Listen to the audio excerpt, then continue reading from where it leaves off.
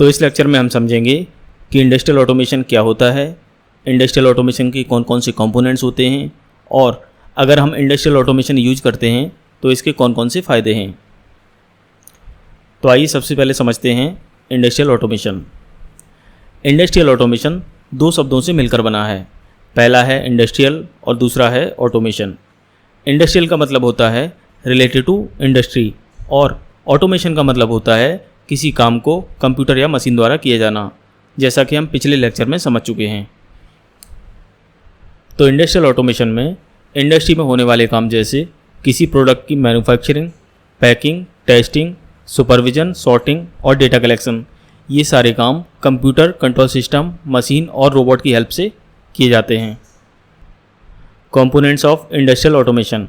तो आइए अब समझते हैं कि ऐसे कौन कौन से कंपोनेंट्स होते हैं जिनकी हेल्प से हम इंडस्ट्रियल ऑटोमेशन करते हैं। किसी मशीन, प्रोसेस या प्लांट का ऑटोमेशन करने के लिए हम जिन कंपोनेंट्स का यूज़ करते हैं वो हैं displays, controllers, field devices and communication cables. जो डिस्प्ले होती हैं उसका यूज डेटा को मॉनिटर और डेटा एंटर करने के लिए किया जाता है। ये डिस्प्ले हो सकती हैं जैसे HMI, स्काडा और कंप्यूटर स्क्रीन। कंट्रोलर्स के अंदर किसी मशीन या प्रोसेस की प्रोग्रामिंग की जाती है। फील्ड डिवाइसेस इनपुट और आउटपुट के लिए यूज किए जाते हैं। इनपुट डिवाइसेस होती हैं जैसे सेंसर्स, स्विचेस और आउटपुट डिवाइसेस होती हैं जैसे इंडिकेटर्स, एक्चुएटर्स।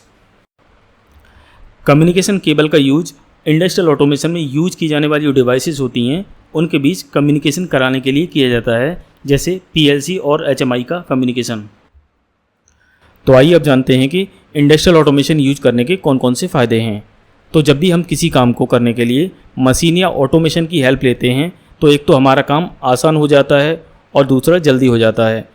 इसके अलावा हमें ऑटोमेशन यूज करने से एक्यूरेसी, क्वालिटी और सेफ्टी भी मिलती है। तो इस तरह हमें ऑटोमेशन यूज करने से निश्चित ही फ़ायदा होता है और हमको मिलता है नंबर 1 हायर प्रोडक्शन रेट, क्योंकि जो मशीनें होती हैं उनके काम करने की जो स्पीड होती है वो फास्ट होती है, वो इंसानों से फास्ट काम करती हैं, इसलिए जो प्रोडक्शन रेट होता है वो हाई होता है। और दूसरा है इंक्रीज्ड क्वालिटी, क्योंकि मशीनें जो भी प्रोडक्ट मैन्युफैक्चर करती हैं वो एक अच्छी क्वालिटी का प्रोडक्ट होता है, जिससे हम कह सकते हैं जो क्वालिटी होती है प्रोडक्ट की वो इंक्रीज्ड होती है।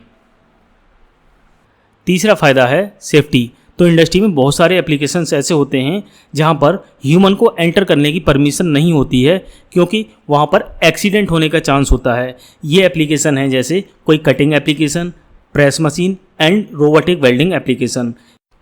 तो जब भी कोई ह्यूमन इन मशीनों के एनवायरनमेंट में एंटर करने की कोशिश करता है तो मशीनें उसको सेंसर की हेल्प से डिटेक्ट कर लेती हैं और अलार्म जनरेट कर देती हैं और साथ में बंद भी हो जाती हैं, जिससे ह्यूमन सेफ रहता है।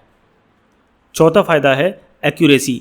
एक्यूरेसी का मतलब है हम जो भी प्रोडक्ट बनाना चाहते हैं वो कितने भी प्रोडक्ट हों सारे दिखने में सेम होने चाहिए और जो वेट है उनका वो भी सेम होना चाहिए। अगर उनका कोई वॉल्यूम है लीटर में वो भी सेम होना चाहिए। तो जब भी हम मशीनों की हेल्प से किसी प्रोडक्ट को मैन्युफैक्चर करते हैं तो प्रोडक्ट हमें एक जैसे मिलते हैं, तो इसे बोलते हैं एक्यूरेसी।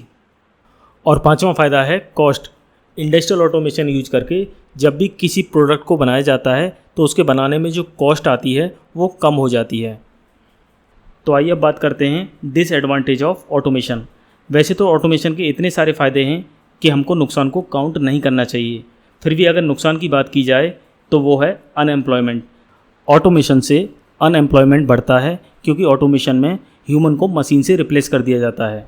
इसके अलावा हमें पता होना चाहिए कि ऑटोमेशन से कुछ नए एम्प्लॉयमेंट जनरेट भी होते हैं, जैसे operator, electrician, fitter and engineer. तो इससे आप ऑटोमेशन की इंपॉर्टेंस को समझ गए होंगे। तो आपके लिए ऑटोमेशन सीखना बहुत ज़्यादा ज़रूरी है। और इसी तरह के और भी वीडियोज़ देखने के लिए आप हमारे चैनल PLC टेक वर्ल्ड को सब्सक्राइब कीजिए। Thank you.